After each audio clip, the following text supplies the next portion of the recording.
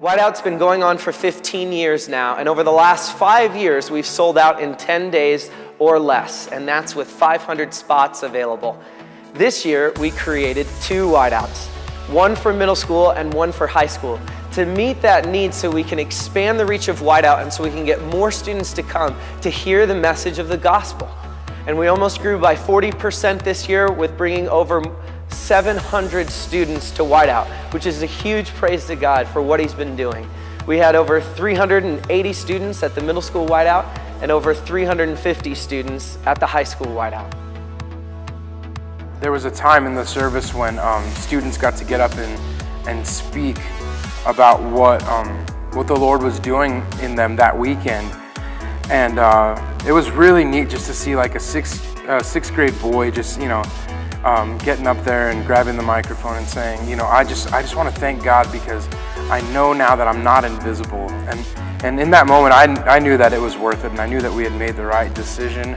And we took 4 high school counselors, and it was just a huge blessing to see them really pouring out of the overflow of what God had poured into them.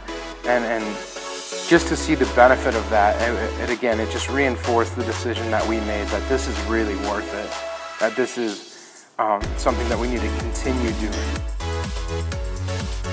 I want to share with you 2 testimonials about why we do Whiteout.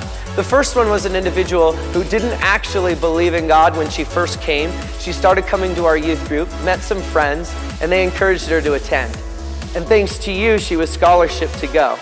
She got back from Whiteout and gave her testimonial, and she said, you know what, I didn't believe in God. I didn't even believe he existed before I went. And when I went to Whiteout, I experienced a God who is real, and now I know that there's a God, and I choose to follow him. The second testimonial was from a middle school student, and he came to the front of the main auditorium and addressed all of the students in Whiteout. And he said, my dad was incarcerated at a young age, and what he also failed to mention is that his mom is dying as well. But he said, you know what? Jesus will never leave you alone. And that is enough for me to continue to be in youth ministry for the rest of my life till the day I die. Thanks for supporting us, church. This did not work out well. What does the fox say? What are you doing? What's going on? What happened? Oh, what are you doing? Oh, please.